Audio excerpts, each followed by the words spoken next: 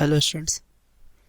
तो last class में हमने साइड डायरेक्शन के लिए साइड डायरेक्शंस है ना, साइड डायरेक्शंस फर्स्ट ऑर्डर है ना,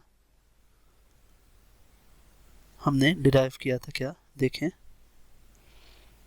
हमने ये डिराइव किया था कि ए जो है वो कन्वर्ट हो रहा है बी में और सेम समय पे ए जो कन्वर्ट हो रहा है सी में। ये आपका K1, ये आपका K2।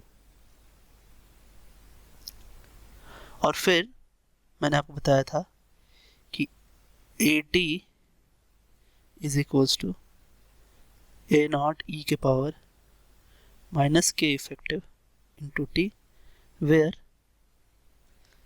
K effective is equals to K1 plus K2। ये हमने लास्ट क्लास में डिराइव किया था।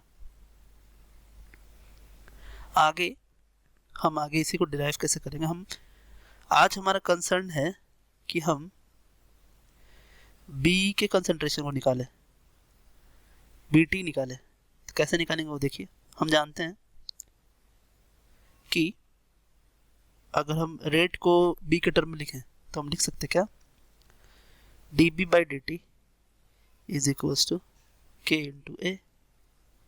और यहाँ पर एक्चुअली K1 होगा आपका, so dB by dt is equals to K1। और ये जो A कंसंट्रेशन है वो हम ये वाला लिख देंगे, है ना। सो ये आपका आएगा A नॉट E के power minus K effective into T। और अब हम इसे इंटीग्रेट करेंगे।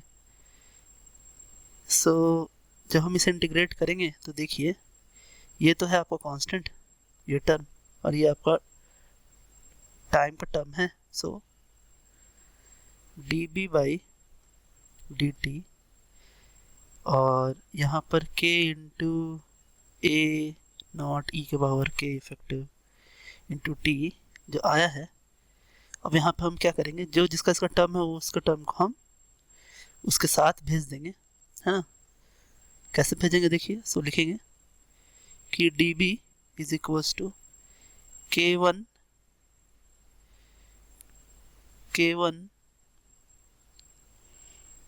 A नॉट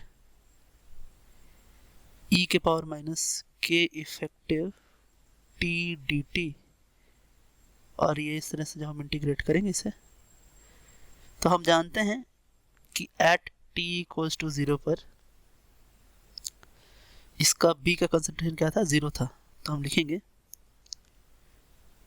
कि एट t इक्वल्स टू 0 पर B का कंसंट्रेशन था 0 और at t equals to t पर इसका कंसंट्रेशन था BT।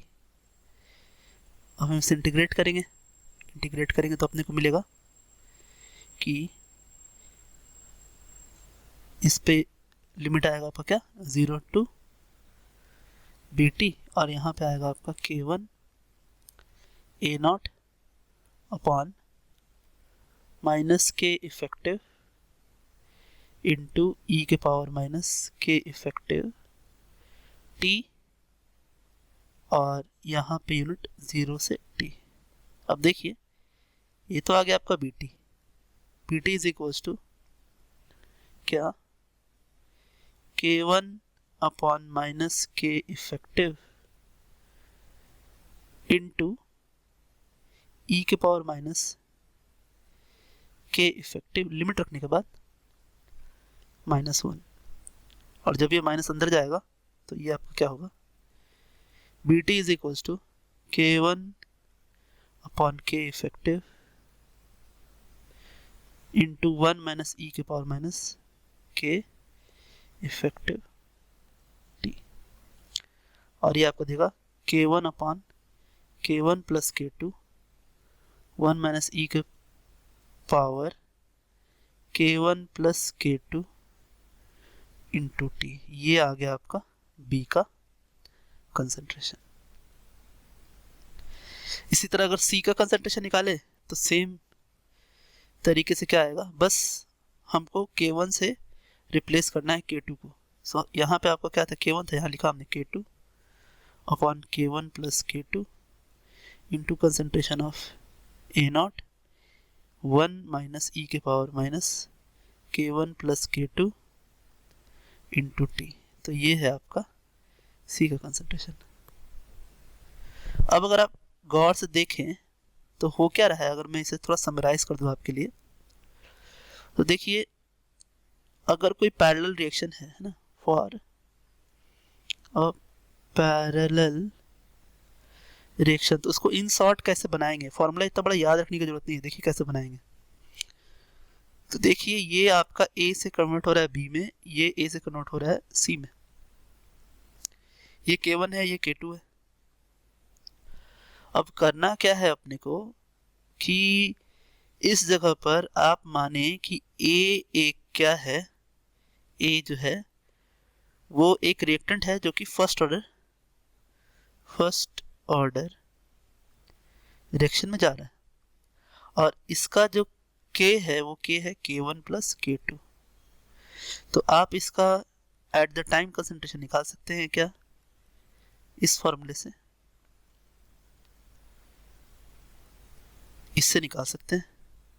यहां से आप प्रोडक्ट कंसंट्रेशन निकाल सकते हैं, और प्रोडक्ट कंसंट्रेशन में x मान लूं अगर x, सो x is equals to A naught 1 minus e के पावर माइनस के टी, जहां हम जानते हैं k क्या है, k1 प्लस k2 है।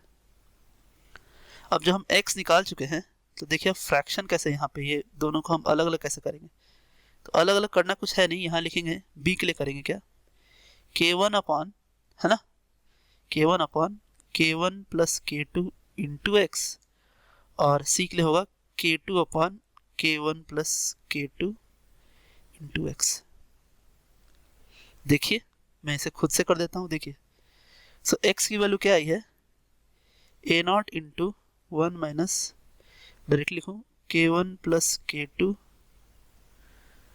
माइनस टी, ऐसा है ये x आया है आपका। अब देखें इसको मैं आपको, क्या आया है हमारा आपके डेरिवेशन से, है ना, तो डेरिवेशन से आया है B t is equals to k1 upon k1 plus k2 A naught 1 minus e के power minus k1 plus k2 T. अब देखें ये जो पूरा है, ये पूरा आपका क्या है, x है, सो हम लिख सकते हैं k1 upon k1 plus k2 into x. उसी तरह c के कंसंट्रेशन को भी लिख सकते हैं क्या, देखिए k2 upon k1 plus k2, है ना, और ये ए नॉट 1 माइनस ई के power k1 plus k2 T.